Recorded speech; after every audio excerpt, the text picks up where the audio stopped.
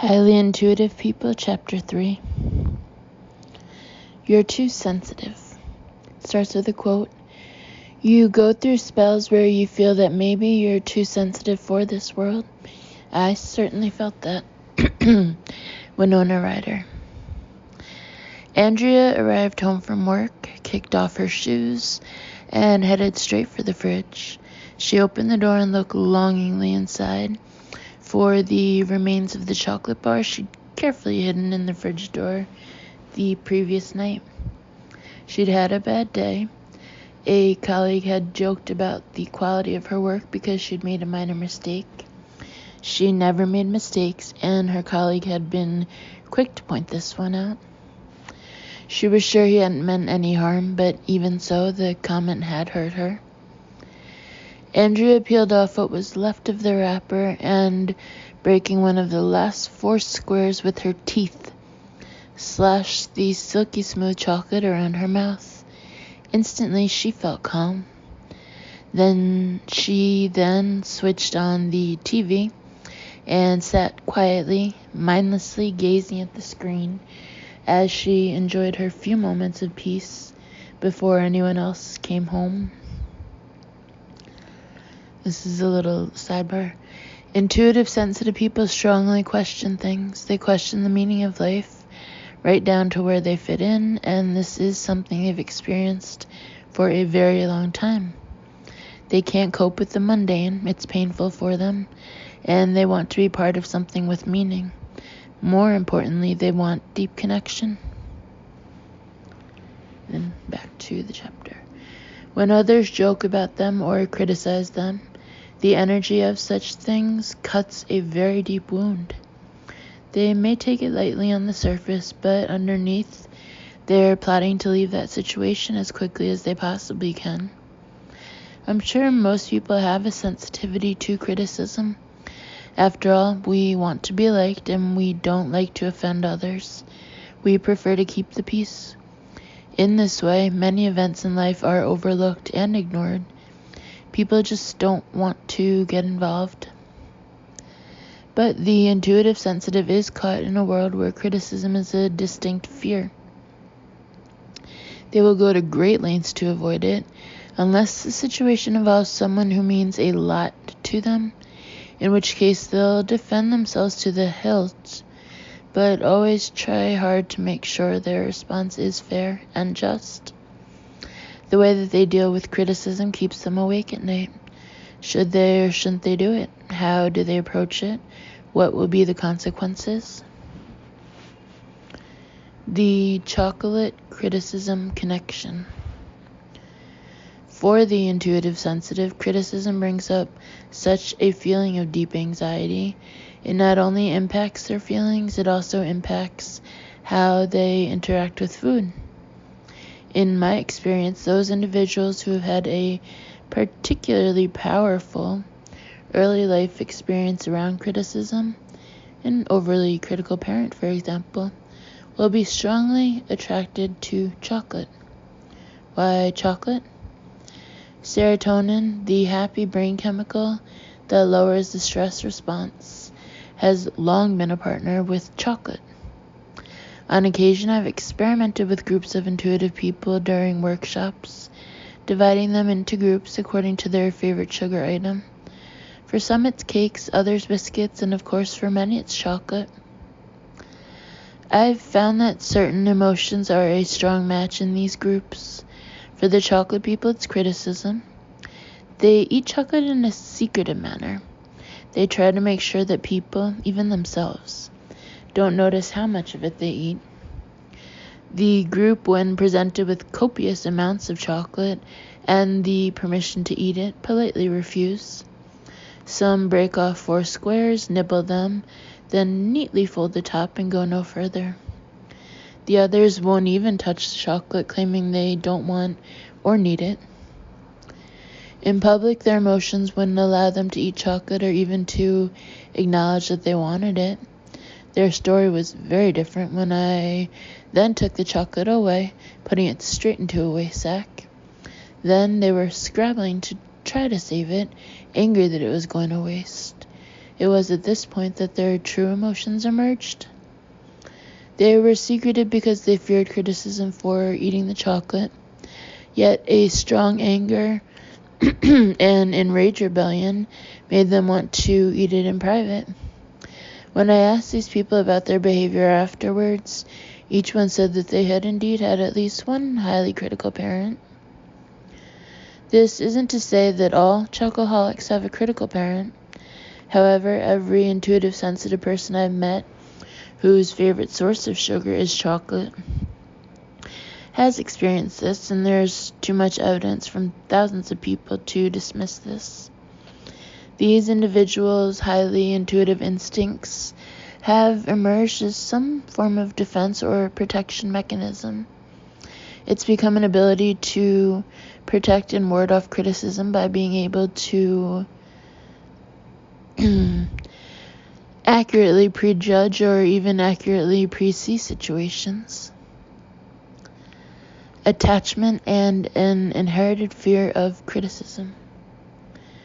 Humiliation, worrying about what others think, and displays of anger or shouting are areas of deep concern for the intuitive, sensitive person working out their level of sensitivity. It also impacts in terms of their deepest fear, humiliation. These things hold back the intuitive, sensitive in all areas of their life.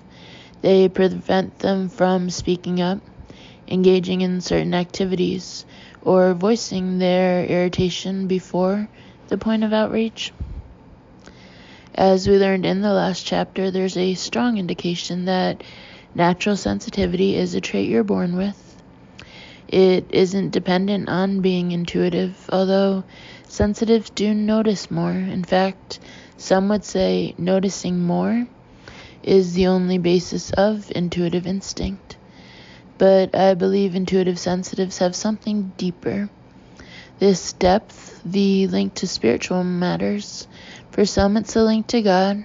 To others, it's to spiritual experiences, healing, psychic insight, interpreting energy, or Buddhist principles.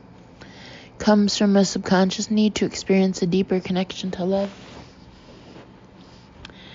Attachment theory is a psychological theory that has gained enormous ground over the last few decades. Originating from the work of psychoanalyst John Bowlby, it's centered on the emotional bonds between people, and it suggests that the earliest of these bonds, or lack of them, can leave a lasting impression on our lives. It says that humans need to form a deep relationship with their primary caregiver in early life for successful social and emotional development to take place. This relationship or bond is also believed to be crucial for our ability to self-regulate our feelings. Personally, I've noticed a big change in how this area is approached around childbirth. When my eldest son was born in 2004, the maternity department strongly encouraged us new mothers to make skin-to-skin contact as soon as it was safely possible, even after as complicated a delivery as mine had been. By 2011, when my youngest was born, the skin-to-skin contact was obligatory, even though on that occasion I was barely functioning. The reason given was the need to build the baby's immune system, but really attachment is a lot more than that. Anyone born in many parts of the Western world during the 1960s, 70s, and perhaps part of the 80s was separated from their mother and placed in a nursery shortly after birth. Having been safe and comfortable swimming around in the womb, life was suddenly sprung upon us. We were separated from our original source of comfort, the scent of our mother, the sound of her voice, our familiar, albeit muffled, surroundings during our 9 months in the womb. These all abruptly concluded with no contact with Mom, set feeding times, and the sound of other screaming babies. During these decades, little thought was given to the baby and its developing brain, and as products of the children should be seen and not heard era, Those of us born in this era have quietly accepted this very early level of compromise. And then the sidebar. Perhaps one of the reasons why so many children born today are more bold and forthcoming in their views and confidence is because they arrived during a time when immediate human contact after birth was encouraged, thus ensuring their nervous systems had a firmer foundation.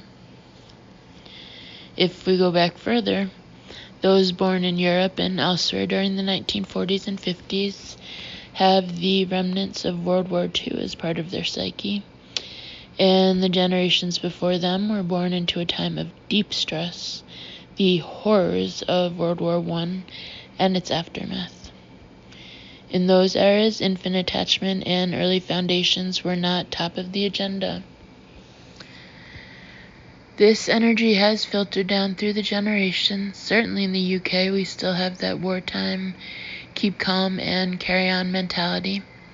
This isn't helpful to the intuitive sensitive individual who feels the undertones of others' feelings as though they are their own, yet on the surface will deny their emotions as though their life depends on it.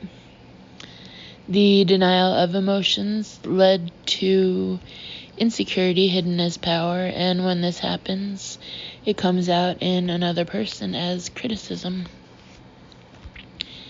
Intuitive sensitive people who were heavily criticized by a parent or parents weren't able to brush off that criticism. It cut very deeply, more so than was intended. Also, if they didn't form a strong early bond with that parent, if the attachment wasn't deep enough, it left an emotional space, one that they later filled with the unconscious belief that in order to be loved, attached, I must be criticized. That belief can filter into their adult relationships. They'll always be waiting with trepidation to be criticized. If this doesn't show in their outer relationships, it'll certainly show internally with the self. They will become their own worst critic. If an intuitive sensitive has experienced a critical parent, it's often the case that the parent had a tough start in life themselves. There may have been attachment issues during their formative years. Perhaps their parents abandoned them emotionally, and this may have led them to believe that their sensitive child needs to toughen up. Perhaps presenting them with the cold, hard facts of life, which they too had to face, will do the job. For the intuitive sensitive, then, along with criticism, emotional abandonment also becomes strongly associated with love. There is often an unconscious belief that they need to remain emotionally distant and be incredibly self-sufficient, even though they're sensitive, because at some point the people they become close to will leave them. There's a point in time when the sensitive mind wants to evolve beyond defining the self as someone who deserves criticism. It appears that this unconscious desire triggers the unfolding of the intuitive process. The person begins to switch into seeing life through the eyes of intuition and a deeper connection with the self. Why does this happen? Seemingly, it's the stage at which the psyche, the unconscious world of the person, wants to have a connection to unconditional love. This is a love that the person has never felt from another. It's a soul love, something beyond words, but it's deeply connected. It somehow replaces the lost love of insecure attachment. This is often the beginning of switching from being sensitive into becoming an intuitive sensitive. For some, the connection to unconditional love begins within attraction or belief in angels. For others, it's an experience of psychic insight through dreams or feeling guided. Whatever the experience, the opening of intuitive insight and consciously working with it develops a sense of security and relief for what is, for some, depressed feelings or anxiety. This isn't to say that all highly intuitive people have experienced parental criticism or emotional abandonment. Your own parents may have been ultra kind to compensate for what they lacked in their early life. However, it's likely that you've come from generations of them, or at the very least from the era of infant emotional abandonment. The cool facts are that this poor early start has impacted generations going forwards, and it suggests why you were born so sensitive. Intuitive sensitives and autoimmune disease. Recently, I conducted a survey among a group of people who define themselves as highly intuitive to see if there was a possible connection between that and the incidence of autoimmune disease. I did this mostly out of interest because I wanted to see if the link was my imagination or a definable trait. I enlisted the help of a medical doctor, and more than 2,000 highly intuitive people completed the survey. The results were analyzed, and they showed a rate of autoimmune-related health issues 30% higher than the UK national average. But the question is, why? Clinical research shows that chronic stress can impair the body's immunity. Studies have shown that attachment insecurity, characterized by difficulty trusting others, worrying about being abandoned, and feeling uncomfortable with emotional intimacy, can impact the killer cells that defend our body against illness.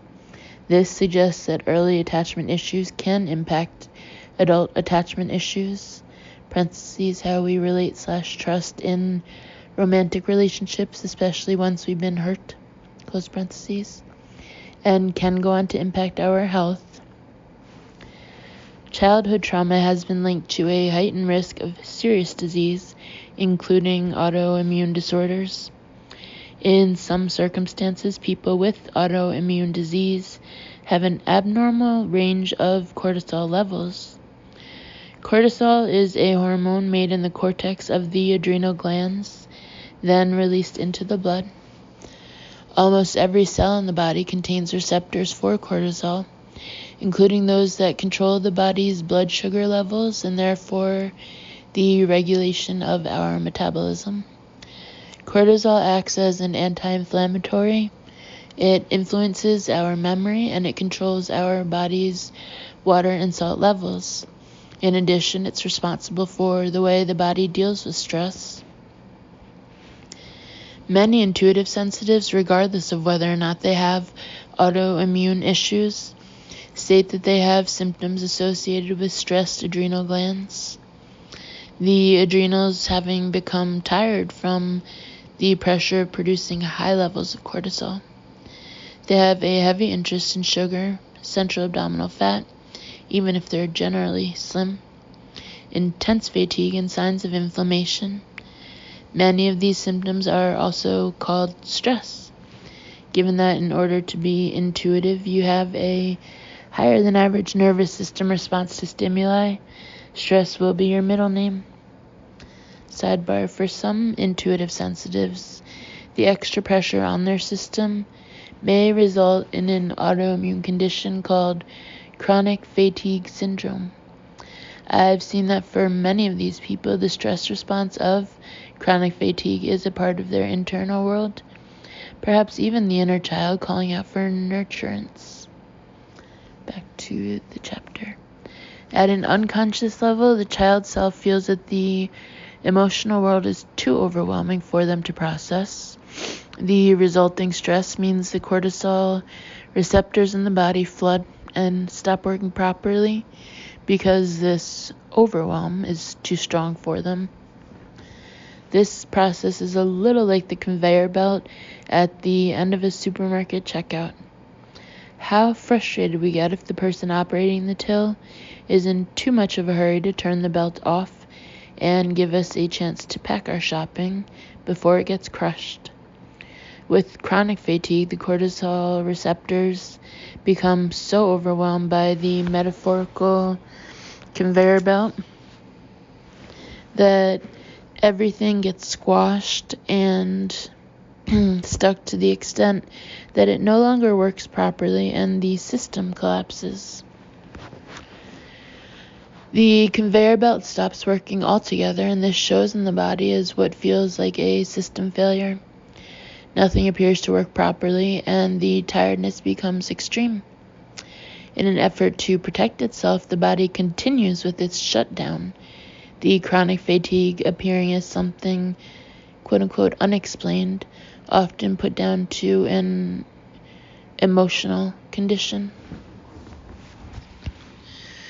Cortisol neurons are grown in babyhood as a response to the mother's nurturing. The mother feels safe in the world, and as a result, so does the baby. This is achieved through the mother's feeding and touch. The baby is protected from stress, and as a result, its brain grows more cortisol neurons. And more cortisol neurons means the body has a greater propensity to deal with the stress response. Within the survey results I collected, there did appear to be a close connection between some aspects of autoimmune conditions, the way in which stress is processed in intuitive sensitive people, and a gap in aspects of early development associated with nurturing. Many of those who took part in the survey said they'd had early life problems they learned to deal with. Some had had emotionally or physically unavailable parents, and others commented on how they were aware that although their parents had been kind and loving, their grandparents had been unavailable to their own children. Among the survey participants, there was an unusually high incidence of rheumatoid arthritis, Hashimoto's disease, a thyroid condition, and chronic long-term autoimmune issues. There were also common reports of uncommon conditions. I've lost count of the number of intuitive sensitives I've met who have been diagnosed with endocrine conditions such as Addison's disease and lesions on the pituitary gland. The medical professional I explored the survey with was surprised by the unusually high incidence of autoimmune conditions in a single group of individuals. We concluded that the main area of consistency seemed to be around early life influences involving some form of emotional trauma. The intuitive sensitives with no trauma in their backgrounds seemed to be the ones who were free of autoimmune issues. Cortisol, stress, and right brain preference. The brain is split into two halves, the left and right hemispheres, also known as the left brain and right brain. It's a popular perception that the left brain represents logical thinking and the right creative thinking, although neuroscience has discovered that the whole brain is involved in our thinking, with neither hemisphere dominating. However, the left brain, right brain idea remains an ideal way of describing a concept. Neuroscience does agree, though, that the right hemisphere has more connections to the nervous system. There's an argument that those who are sensitive to their environment, hypervigilant, intuitive, and therefore sensitive, have a right brain preference that is thought to be the basis of heightened sensitivity. This means that in order for a person to be a sensitive, there has to have been some form of stress within the womb to create a right brain preference. In addition, high cortisol levels are associated with a highly active right brain and a less active left brain.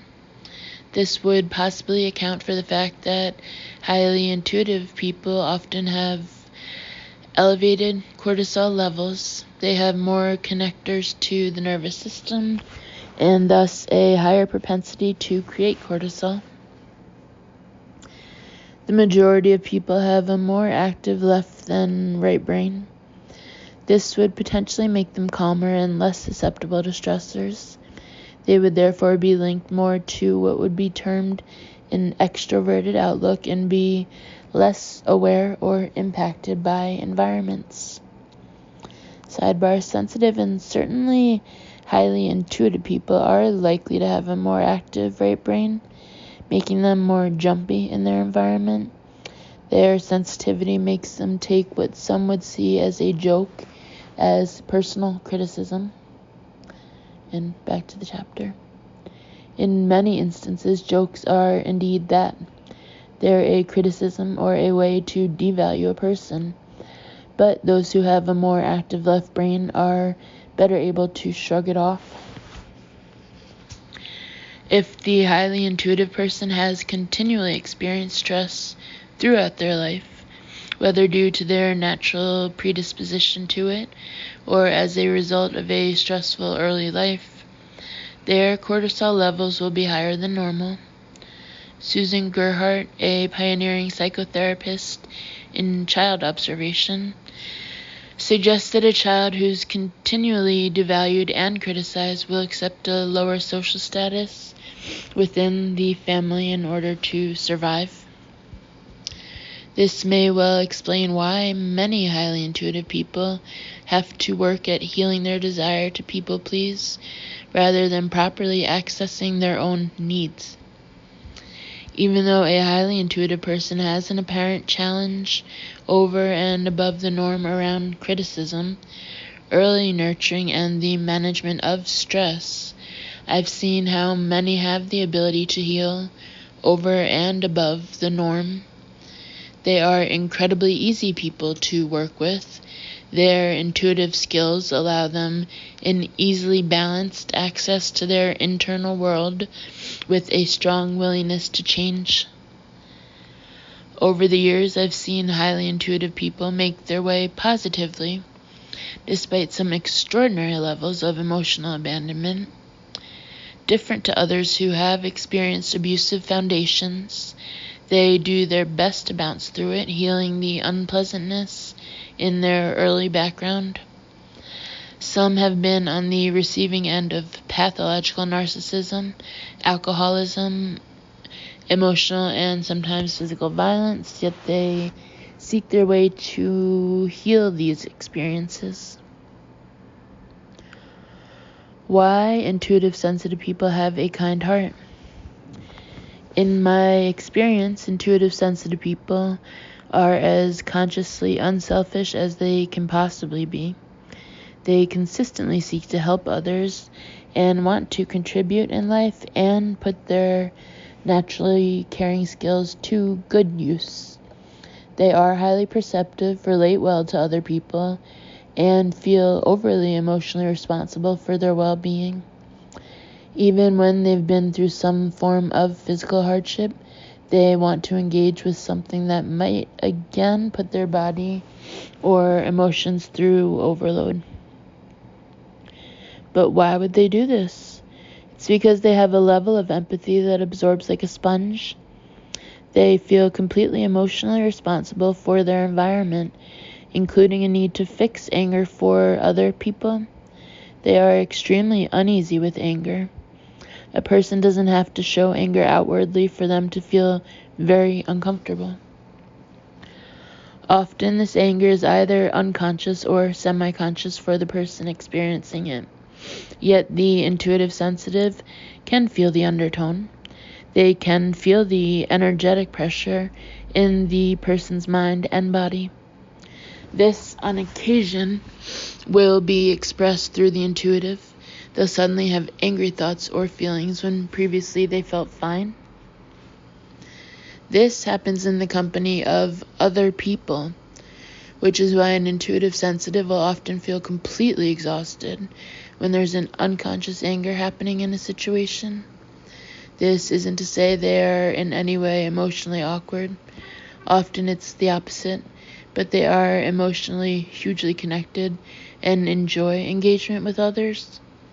However, they'll come away totally drained if they have to lighten up a scenario by processing through their own emotions the unhappy thoughts of others. Sidebar: in many situations, the intuitive sensitive person will try their very best with people. They'll find solutions to problems when others have failed. They'll take care of a person's needs as if they were their own, and they'll sacrifice their own life as a selfless act for another. Back to the chapter. Much of the time, though, these efforts go unrewarded. They ask for little from others while preempting their needs. They start to develop an uncanny ability to predict what's needed next, to the point of intuiting others' lives or their healing requirements. When they get to the point of feeling emotionally overwhelmed, though, they withdraw completely into their own world and away from others. This is the point at which every sensitive individual needs recovery time. Their nervous system is now in overload, and they need to withdraw into the background in order to gather both their thoughts and their physical health. Without this withdrawal, the intuitive sensitive will find that their health starts to become compromised. This is the point at which, if they are of service to an individual, especially a codependent one, the intuitive sensitive will be on the receiving end of their anger. The other person will disapprove of their withdrawal, saying they are too sensitive, or they'll criticize whatever new interest they found in order to cope with the overload. For many intuitive sensitives, their new interest will be the development of their intuitive skills or healing. This cycle puts the intuitive sensitive in a difficult position. In order to avoid a system shutdown, they need to recover from the stimulation overload, yet they are faced with their biggest fear in another person, anger. They feel emotionally responsible for others and don't want an argument, yet feel they need to solve anger in another person. And if they can't fix it, they will leave. They can only compromise themselves for so long before a survival mechanism directed toward self-preservation kicks in. This is why many, before they become conscious of their sensitivity, go through relationships that are dogged by significant communication and boundary issues. Once the intuitive sensitive feels they aren't the only one who experiences their emotional world through their hypersensitive senses, finding that they have a strong desire to discover their healing and intuitive interests, they develop the ability to relax. They do this because they have a new source of love, and this love is unconditional. It's not hard work, and it doesn't involve other people and having to process their emotional world. This new love is the beginning of the development of unconditional kindness. And the simplest form of this to find, but the hardest to achieve, is unconditional kindness towards the self. This is achieved through the natural intuitive opening that the intuitive sensitive begins to trigger in their life, mixed with a strong desire to heal. Gina's story. When I first met Gina, she was a timid, shy person. When she spoke, I could hardly hear her because her voice was so quiet. She was keen to find out about her sensitivity, but she didn't want to be intrusive, so she asked almost apologetically. Deeper into our conversation, I discovered that she'd been through chronic fatigue that had wiped her out for 5 years. She'd brought up 2 sons and now wanted to explore a role that would involve helping others. When I looked into Gina's life, I could see that if she followed this particular career path imminently, she'd very quickly burn out. I told her that she had quite a lot to work through in her inner world before she could process the emotions of others without taking them on personally. I believe she had lost her voice early in life due to an emotionally violent relationship and needed to recover it. I saw that her boundaries with one son were particularly clouded. I could feel his frustration, but it was not with Gina. It was with his father, Gina's ex-husband. Gina told me that she had indeed come from a very emotionally violent background, with a mother who had consistently humiliated her. When Gina was 11 years old, her mother became an alcoholic after her father died. Gina hadn't thought her childhood was that bad until she had children herself. Her love for her own children had felt very different from what she'd experienced growing up. She then told me that, as I'd seen, she did have a troublesome relationship with one of her sons. On reflection, Gina could see that she'd overcompensated for her ex-husband's moods and aggressive behavior. And she admitted that she did people please in order to make others feel okay, over and above her own needs. In order to proceed with her chosen career, she'd undertaken numerous training courses, but then decided she needed further qualifications. She now felt she was in a place of stagnation, yet she still had a strong desire to fulfill a sense of purpose. When we began to explore the origins of the deep anger that Gina couldn't feel, I could sense forming in my mind several images in the area of Gina's chest. They were of white sugar and bread. Gina then told me that when she was growing up in Ireland, sugar sandwiches were often eaten as a meal, and she was regularly given them. She then recalled how her angry mother would throw the plate in front of her, demanding she eat the sandwiches. Gina re-experienced the sickness she'd felt back then, not only because of the taste of the sandwiches, but because of the processing of her mother's wrath at the same time. Gina deduced that her mother must have had a number of emotions going on. A guilt that showed as anger at the fact that she was giving her child food of little nutritional value. Gina felt a compassion for her own feelings, the child who was too afraid to speak, too uncertain about expressing her own views.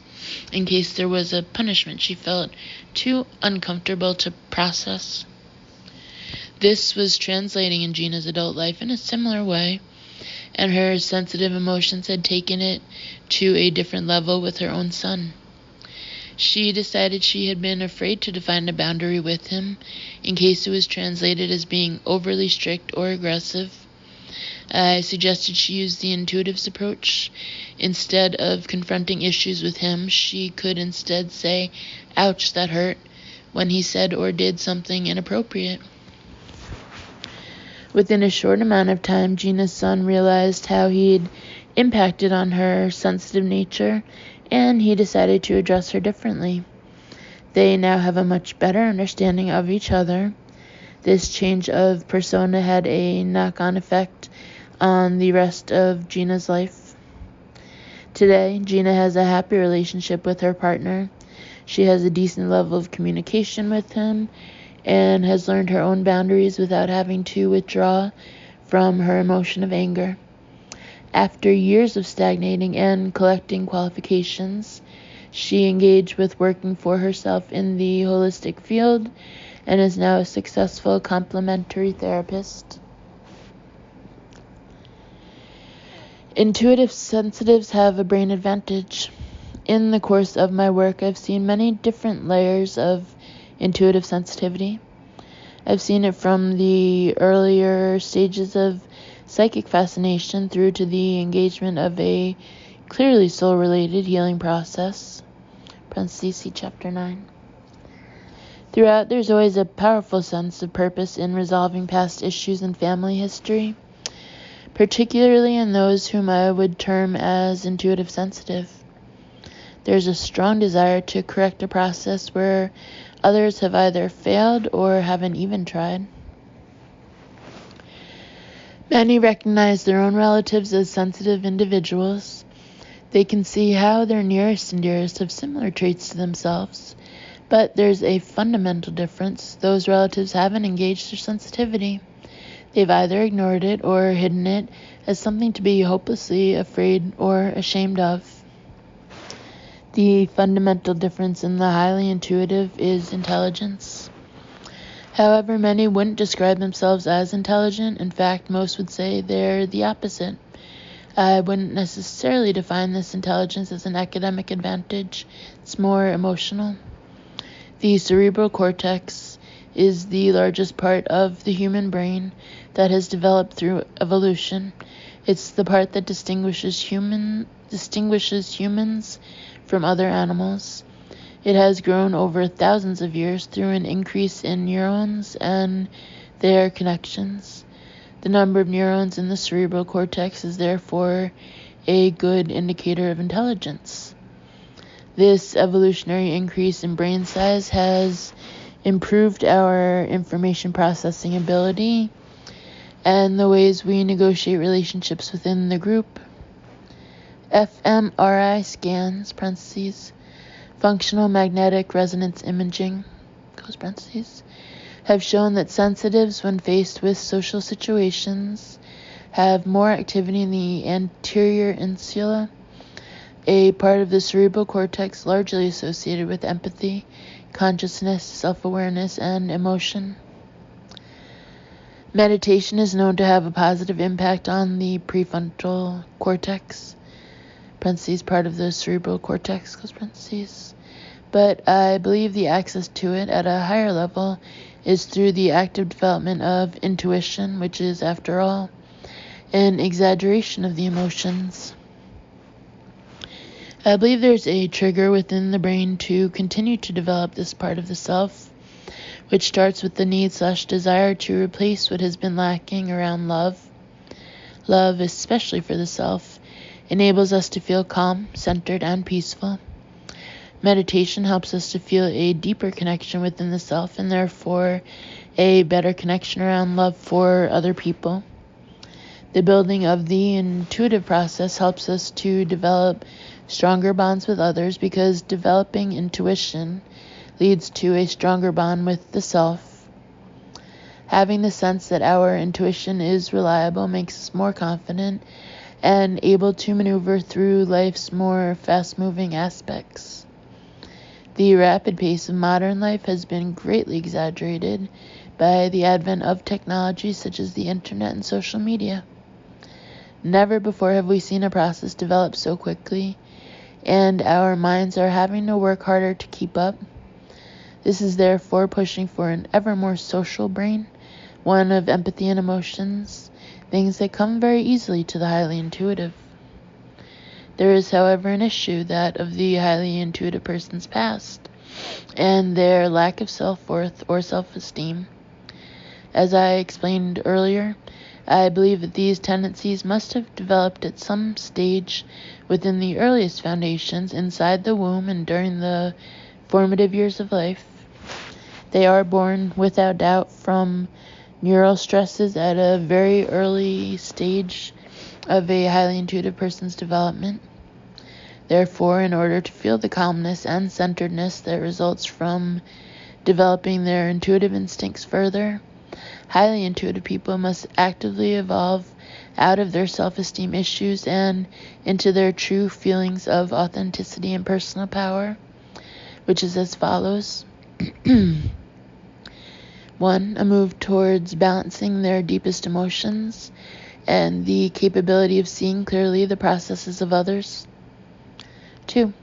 To observe peacefully the interaction of others' emotions without the belief that they have to process everyone else's world for them or compensate for other people's anger. 3. To accept their levels of empathy as a deep, universal capability that cannot be learned, it can only be. True feeling and empathy are not skills to be learned. They are natural states only achievable within people who have them. We can learn the essence of an empathetic nature, but we cannot be truly empathetic without an inherent capability for it. In today's world, empathy, conscious connection, and human decency are all we have left as unique in a world of instantaneous gratification. Intuitive, sensitive people have a unique view of the world.